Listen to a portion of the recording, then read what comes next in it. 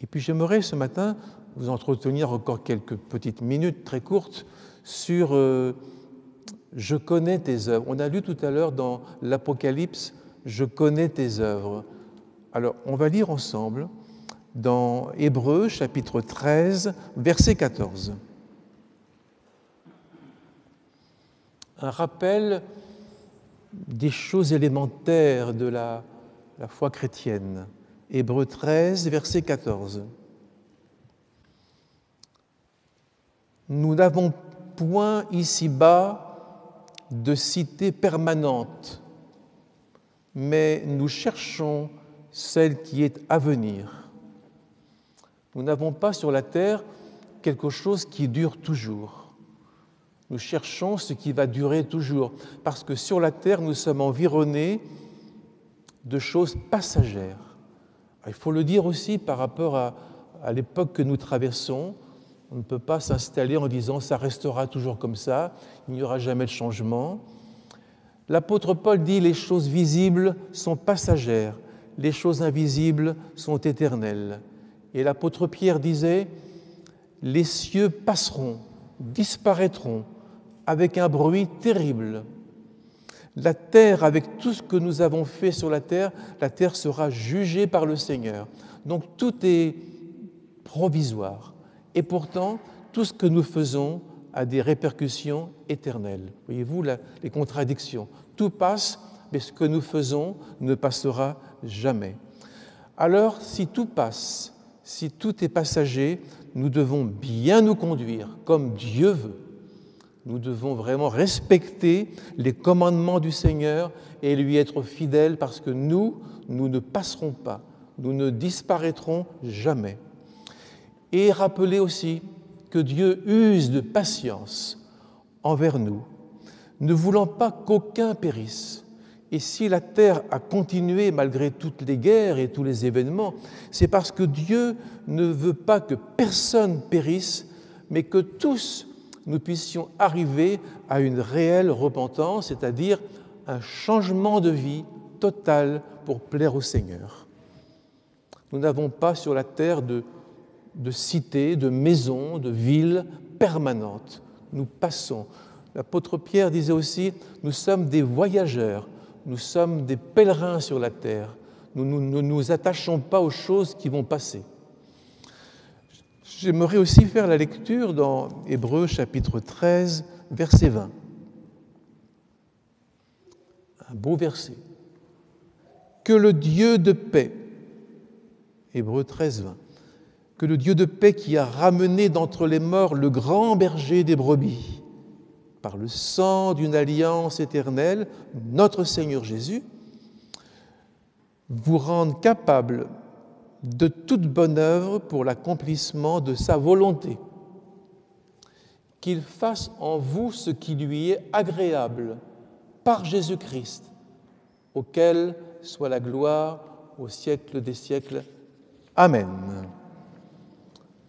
Que le Seigneur qui a ramené le Christ d'entre les morts, nous permette d'accomplir tout ce qui est beau pour le Seigneur. Et voyez-vous, le Seigneur nous a donné des commandements. Et ce qui nous a manqué pendant tout l'Ancien Testament, c'était la force de les accomplir. L'apôtre Paul le reconnaît, lui-même, l'apôtre, il dit « Je ne fais pas ce que je veux et je fais ce que je ne veux pas ». Là, il reconnaît qu'il y a une force en lui supérieure à sa volonté. Donc, il n'a pas la force d'accomplir la volonté de Dieu, ce qui est agréable à Dieu. Mais Dieu promet, et quand il promet, c'est certain, il promet de nous rendre capables de faire le bien pour le faire en tout temps, de toutes les manières. Parce qu'il ne s'agit pas de passer cette vie en nous tenant confortablement dans notre lit douillet, mais il faut passer cette vie en faisant le bien autour de nous. Et Dieu promet de nous en rendre capables. Et Dieu promet pour que nous le fassions en tout temps, même dans les temps les plus contraires à la vie chrétienne, à la vie facile. Parce que les chrétiens ne peuvent pas ne pas porter des fruits. Ils ne peuvent pas dire « moi je connais le Seigneur, je me suis converti, je suis baptisé, ça me suffit ». C'est impossible. Si quelqu'un ne porte pas de fruits, le Seigneur le coupe, il l'arrache et il le met au feu, il le jette, en voulant dire une vigne, quand elle ne porte pas de raisin, on la coupe et on la met au feu. Et nous, c'est pas qu'on sera mis au feu, mais le Seigneur nous dit, vous ne pouvez pas ne pas porter de fruits. Et le fruit, ce sont nos bonnes œuvres. J'en reviens à ça ce matin. Les bonnes œuvres, c'est tout le bien que nous pouvons faire autour de nous, à notre femme, à notre mari, à nos enfants, à nos parents, à nos frères et sœurs dans la foi. Il faut, disait l'apôtre, que les nôtres, c'est-à-dire les chrétiens qui sont très contents d'être chrétiens et qui ont été baptisés, il faut que les nôtres apprennent à pratiquer de bonnes œuvres, apprennent à faire le bien. Et si vous portez beaucoup de fruits, si vous faites vraiment de belles choses, mon Père, disait le Seigneur, sera glorifié. Voilà, il sera dans la joie, faire le bien. Nos œuvres, c'est toute notre vie chrétienne. Sans les œuvres, si on ne fait pas le bien alors que nous sommes des chrétiens, notre foi, elle est morte, elle n'existe pas. C'est une foi d'apparence, une foi qui ne tient pas avec le temps.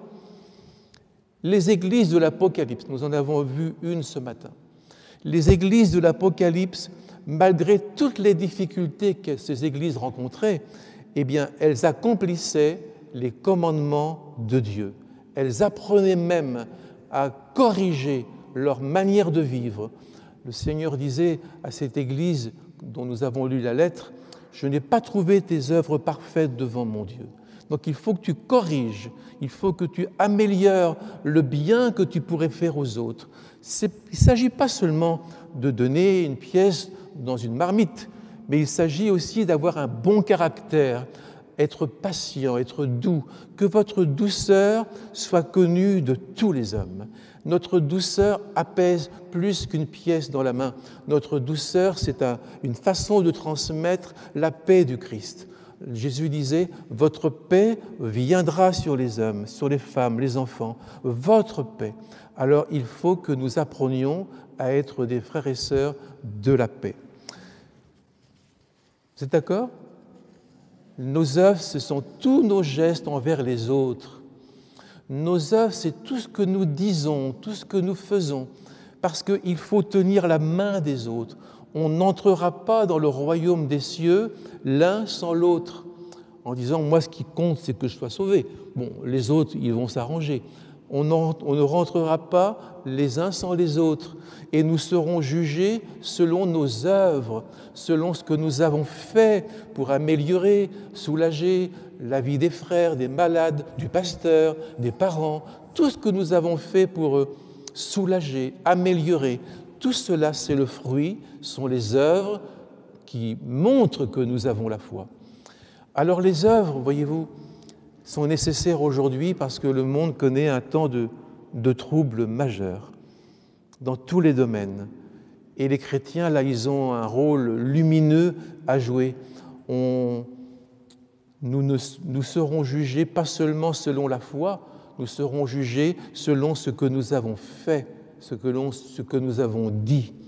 Les œuvres, c'est sortir de soi, c'est entrer dans le royaume en tenant la main des autres pour ne pas être une âme sèche, sans émotion, sans élan, qui ne donne pas, qui laisse porter son caractère par les autres. Cela n'est pas permis. Les chrétiens doivent être des hommes et des femmes de paix et d'amour.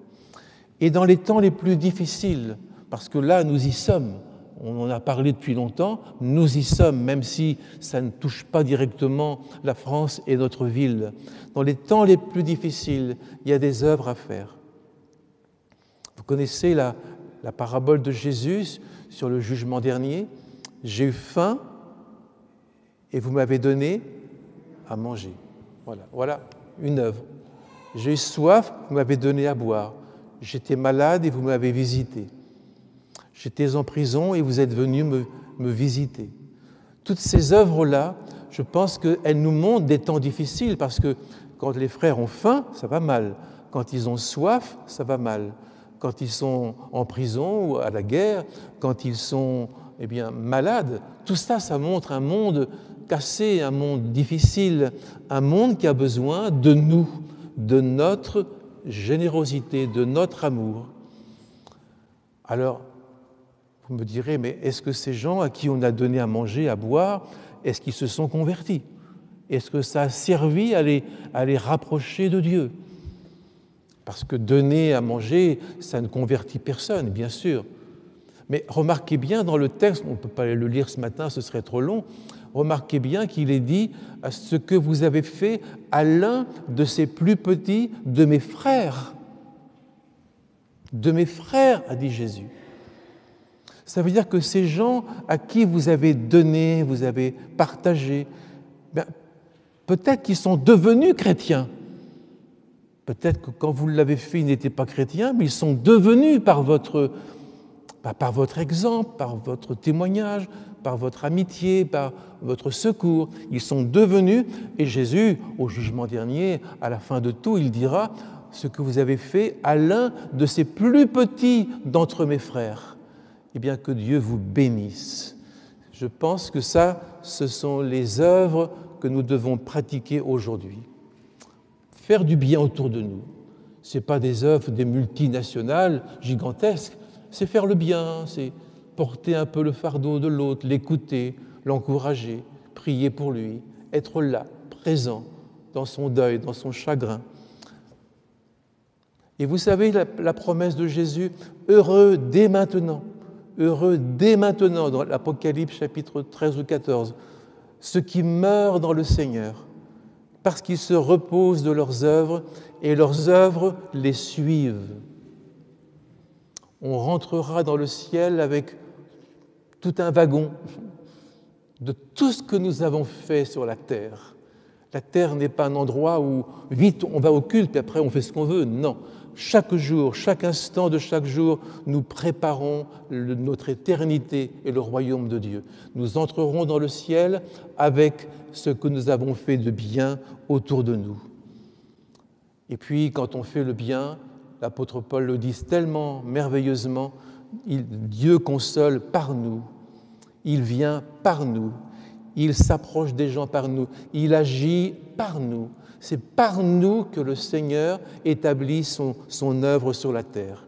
Et n'oubliez pas que ces œuvres dont je vous parle ce matin brièvement, ce sont des œuvres qui ont été préparées par Dieu afin que nous les pratiquions. Dieu ne nous donne pas seulement de la sagesse, de la joie, du soleil et des vacances. Dieu nous donne aussi des œuvres. Il nous les prépare pour qu'on puisse y entrer. Alors, que m'a-t-il préparé pour aujourd'hui, pour demain? Dieu nous donne d'accomplir des choses pour qu'on puisse tout simplement lui ressembler. Comment résumer la vie chrétienne en 2 mots? C'est être avec Jésus, être comme Jésus, faire ce que Jésus a fait, ressembler à Jésus. Mais c'est important, parce que le Seigneur a dit, alors celui qui fait comme cela, je n'effacerai pas son nom du livre de vie. Nous pensons parfois que ce que nous faisons n'a pas tellement d'importance et que de toutes les façons, Dieu pardonnera. Voilà, c'est bien, voilà, Dieu pardonne. Si nous ne ressemblons pas à notre Père céleste, le Seigneur pourrait nous dire aussi, qui êtes-vous? Je ne vous connais pas, je ne vous ai jamais connu. Nous devons ressembler. Le salut, c'est être avec Jésus et comme Jésus. Au jour de l'avènement du Christ, en un instant, dans un flash extraordinaire, nous serons semblables à lui, physiquement, spirituellement, moralement, nous serons semblables à lui. Lui le premier, en tête, notre frère aîné, et nous ensuite. Et tous ceux à qui nous avons donné un peu de paix, de tranquillité, de bonheur, d'encouragement, que Dieu les bénisse. Amen. Amen. Nous prions ensemble. Je crois que c'est le moment de prier. Hein.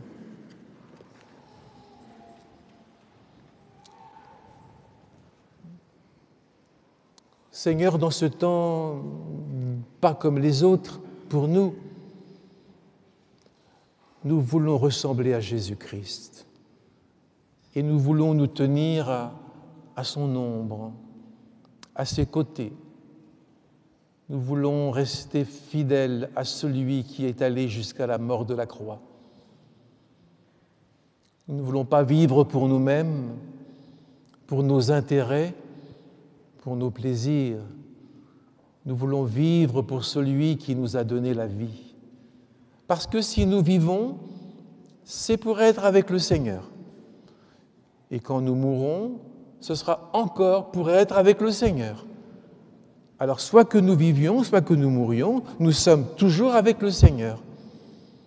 Console-nous ce matin et donne-nous de voir clair pour que nous fassions du bien, que nous disions du bien, que nous pensions vraiment le bien dans tout ce que nous faisons autour de nous. Amen.